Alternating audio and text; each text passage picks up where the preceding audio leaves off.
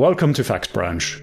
In this video, I'll give you a quick overview of the whole FactBranch user interface, where to find help if you need it, and how to create your first data pipeline. When you first sign up for FactBranch, this is the very first screen you'll see. This is the flows page where you create data pipelines. Depending on what you want to build, you can choose different flow types. So for example, you could choose to build a Gmail add-on or an app that's shown in Zendesk. For this very quick demo, I'll just create a quick Zendesk app with a Google Sheet as a data source. One thing I want to show you is that whenever you need help, you will find a little drop down here that takes you to the relevant documentation. Or also you can find videos like this that take you through the specific things you need to know for that data pipeline or data type.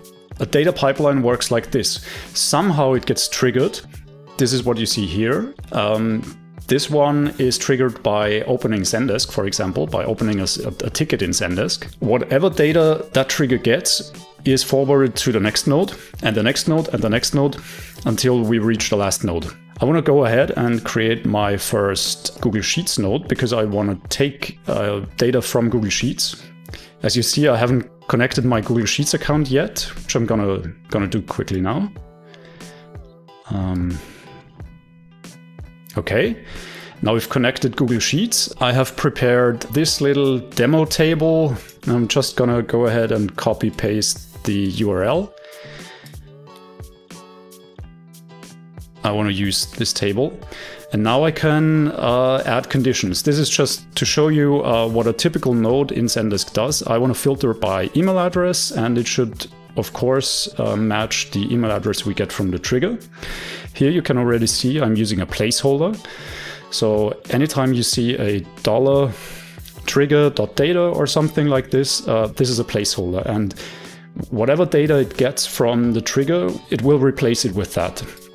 So when I run it now, I see that the test@example.com email address doesn't match any row.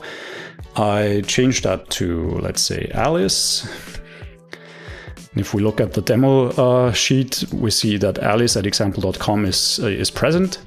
If I run again, I see that one row is returned, and that's the correct one. Now let me return to the whole data pipeline.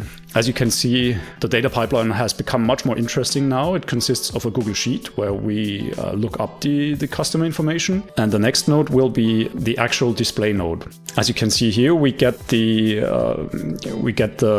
information we've looked up from in the previous node from the Google Sheets. What we can do now is just have a very basic UI generated for us. This uses HTML syntax and just also uses placeholders here, which look a bit different because that's HTML with a templating language in the background. And as you can see, this is the UI we've now created in 1 minute or less. To show you how flexible the data pipeline system is, let me remove this display node and let's create a UI builder node.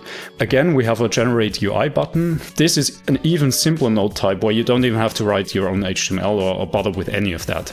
You can also create a button or a link. As you can see, we already have here an account admin link. And that's basically how you create a very simple data flow or data pipeline in FactBranch. The Google Sheets node, of course, isn't the only node type you can create. We have a wide range of different node types or data sources you can connect, SQL databases or APIs. And if we now look into our data sources, this is where we store all of the connections to our different data sources in one place.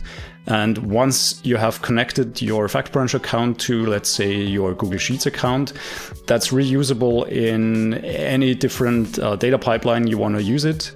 So, for example, we've used it here, but if we create another node or another data pipeline, we can reuse it there. So that's it for the quick overview. I hope you enjoy FactBranch. If you have any questions at any time, either you email support@factbranch.com, or you can also find a link to the support email address here, or throughout the UI, you can find many more onboarding videos like this one that should help you get started.